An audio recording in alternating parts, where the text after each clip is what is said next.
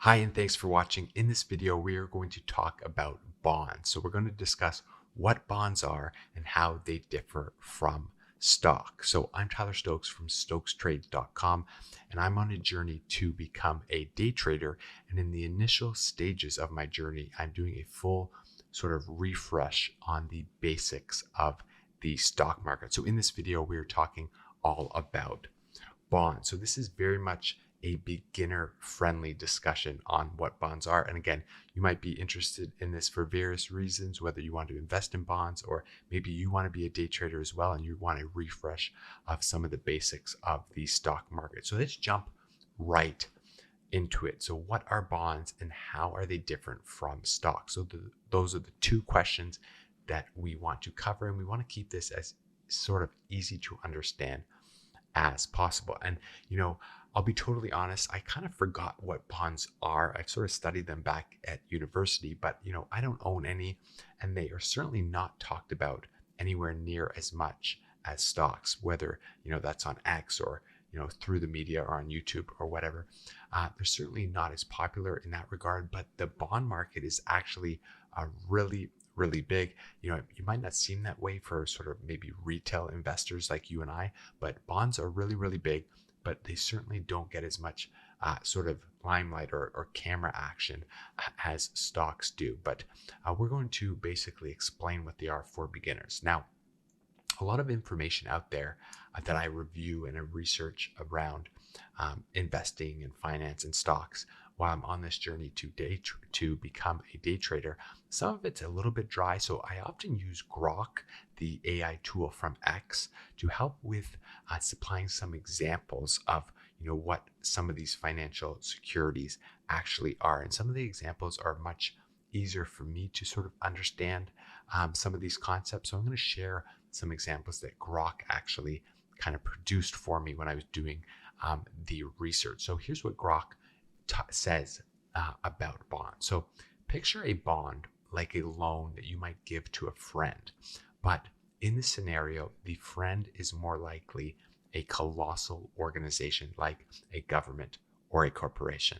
So let's say this organization is in dire need of funds for a massive project, like constructing a bridge or expanding their business empire.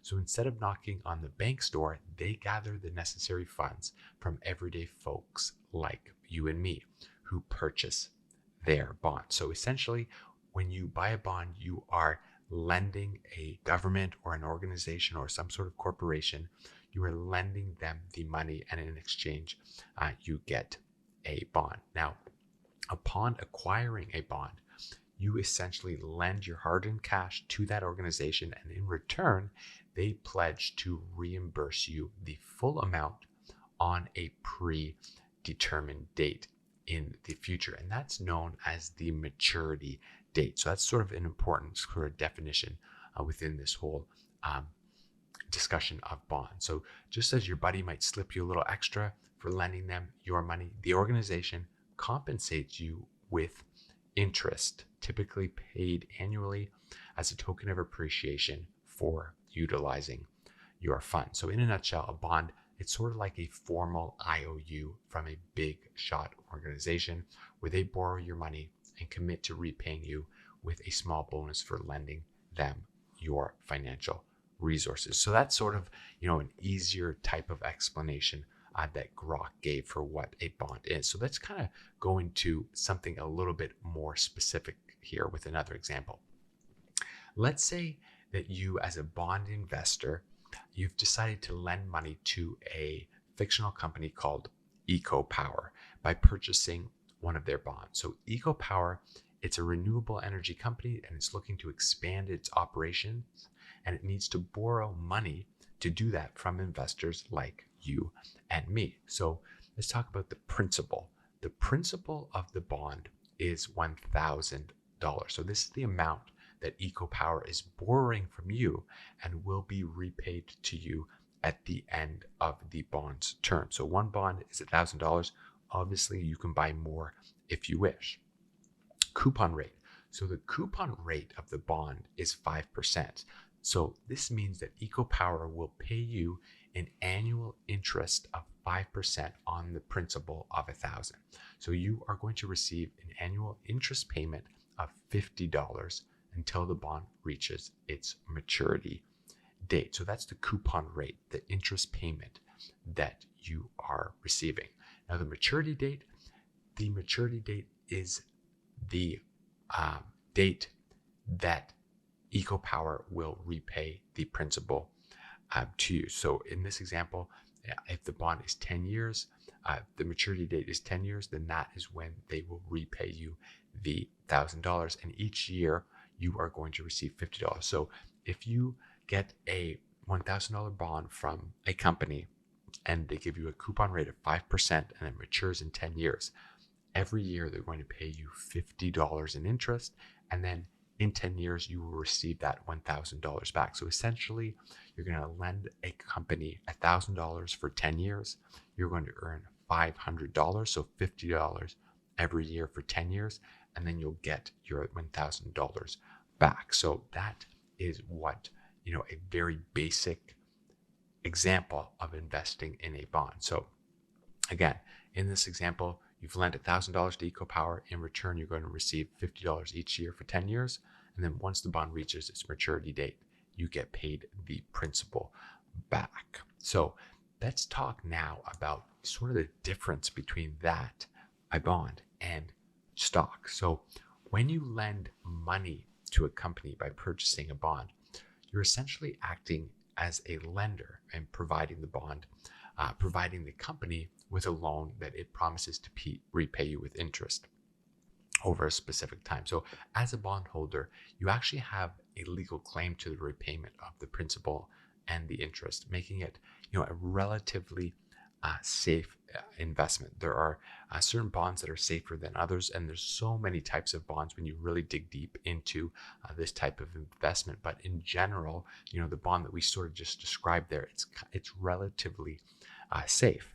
Now, on the other hand, when you buy stock from a company, you become a part owner of the business. So this means that you have, a share in the company's profits and losses, and your investment's value can fluctuate based on the company's performance. So while stocks have the potential for high returns, they also carry sort of that risk of loss.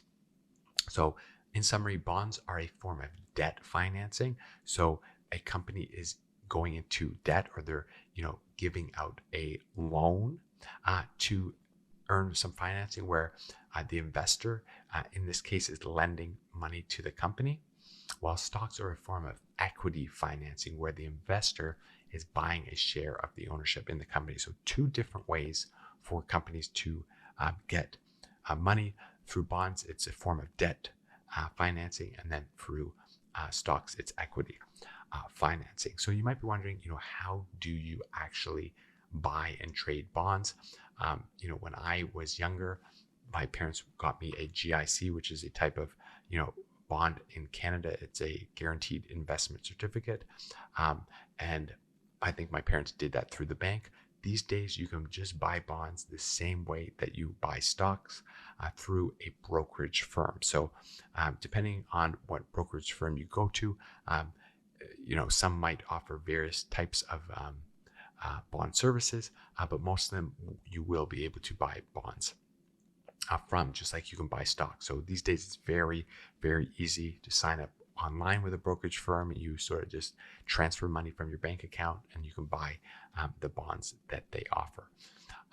Now, what determines the price of a bond in the open market? So bonds are issued at a principal of usually $1,000, but you can also sell your bond before the maturity date, and you can buy other people's bonds before they mature. So you can actually buy and sell bonds after they are issued. So there's two different distinctions here. One's called face value and the market value. So the face value, it's like a promise that the bond will give you a certain amount of money when it's all grown up. So that's like that $1,000 that we talked about in the example. That was the $1,000 principal. That's the face value.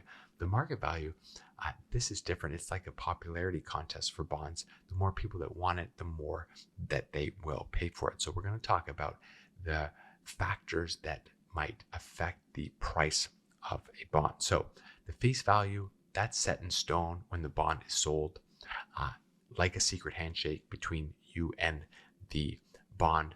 The market value, on the other hand, it's a bit of a drama queen influenced by all sorts of outside factors like interest rates and the economy. So here is another example from Grok that sort of is a little bit more fun and can kind of help explain why bond prices might change. So picture this: you're a time traveler and you've just landed in the year 2023. You've got a pocket full of futuristic currency and you're looking to invest in some bonds. But wait, you've just discovered that bond prices are like the mood swings of a teenager.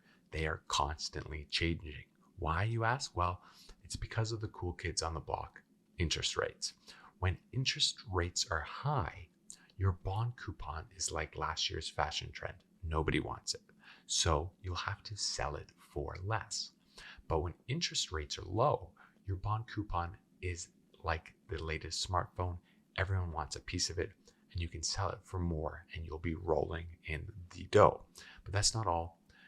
Bond prices also depend on how much money they give you each year compared to new bonds. So it's like a never-ending game of who's got the better deal. If your bond is like an old flip phone, you'll have to sell it for less. But if it's like a shiny new smartphone, you can sell it for more. So there you have it. Bond prices are like a wild roller coaster ride through time and space. Just remember to buckle up and always keep an eye on those interest rates and coupon payments. So again, that was an example from Grok, but let's look at those reasons why bond prices change. And the easiest one to think about is interest rates. So when interest rates go up, bond prices go down. And when interest rates go down, bond prices go up. So it's like a financial seesaw. So if you can sort of think back to that example that we talked about earlier in the video, where for a principal of $1,000, your coupon rate was 5%.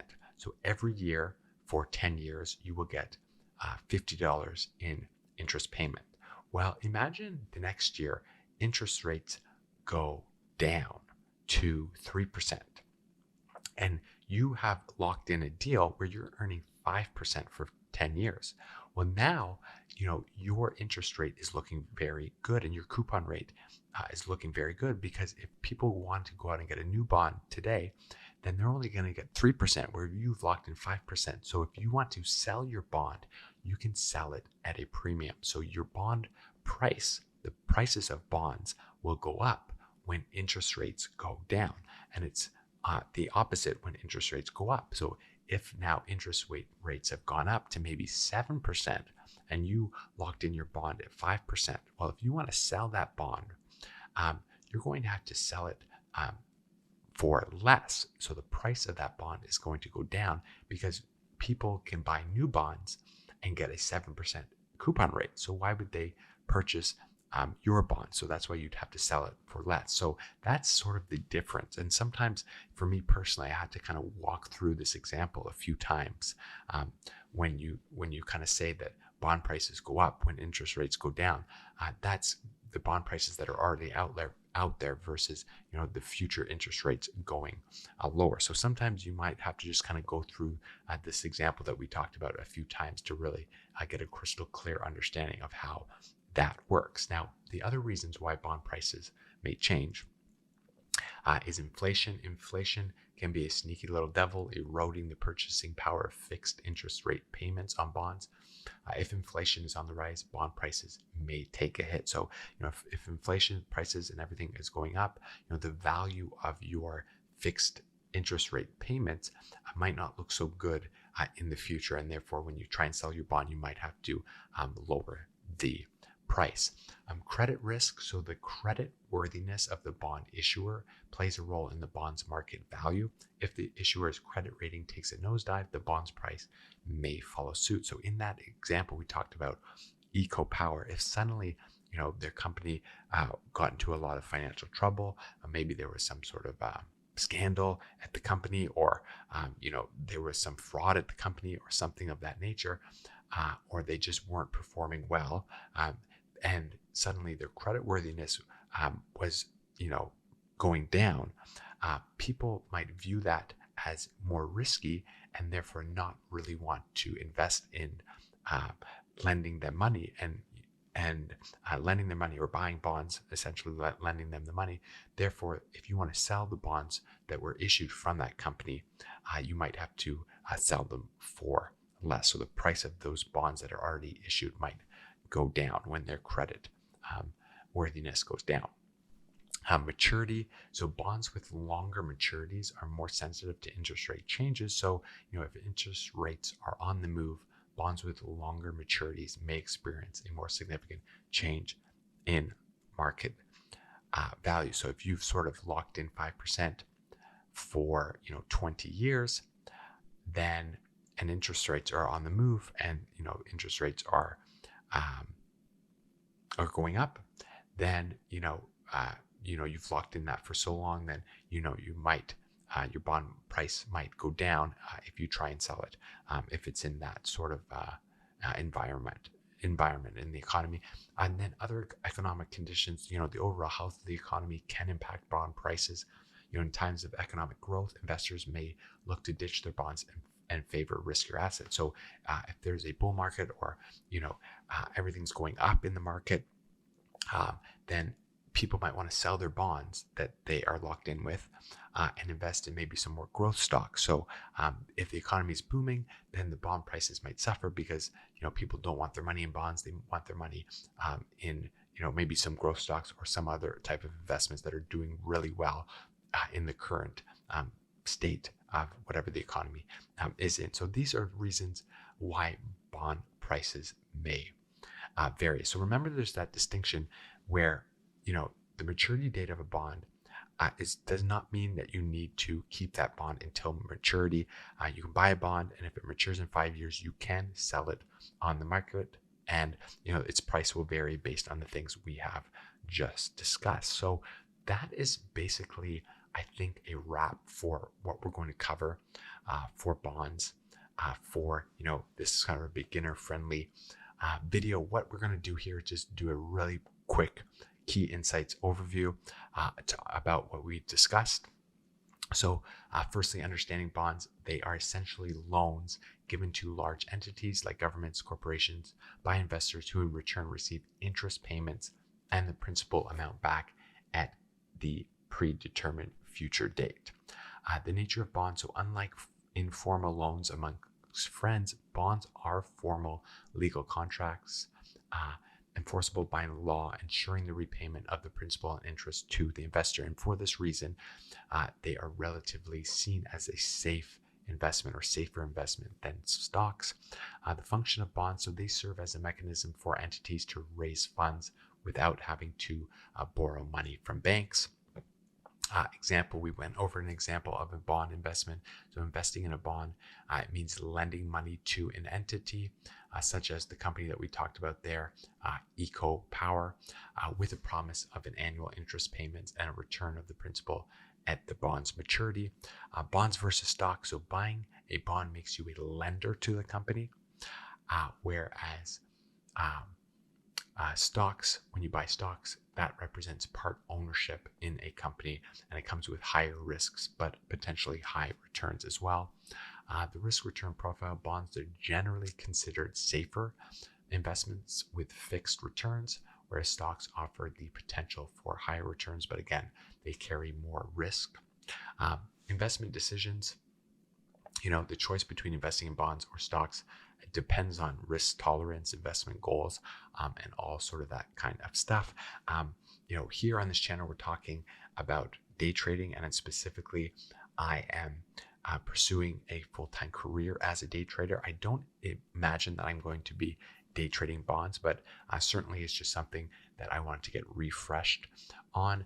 But you can buy and sell bonds on the market just like you can stocks. So maybe, I might day trade bonds in the future, who knows? And the price of bonds on the open market, we talked quite a bit about, why those change. So we talked about interest rates rising and or falling can change the prices of bonds, inflation, credit risk of the company, maturity length, and then overall economic conditions can change the price of bonds. So I think we will wrap it up there. That was a good sort of beginner overview of what a bond is. I personally have a much better understanding of this. It's something that I knew all about in the past, but I sort of forgot because I haven't bought bonds. I just own stock, but now I've got a good grasp of exactly what it is. So I hope that you found this useful. If you're looking for more beginner-friendly types of investing and stock videos like this, certainly subscribe to this channel. I'm on a journey to become a full-time day trader. So if you want to become a day trader as well, you can follow along with my journey and take the exact steps I am taking. And right now we are in the beginning phases of this journey. So we are doing a refresh on all the basics of the stock market.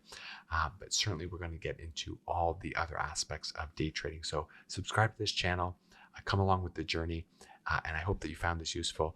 And I'm looking forward to talking with you in the next video.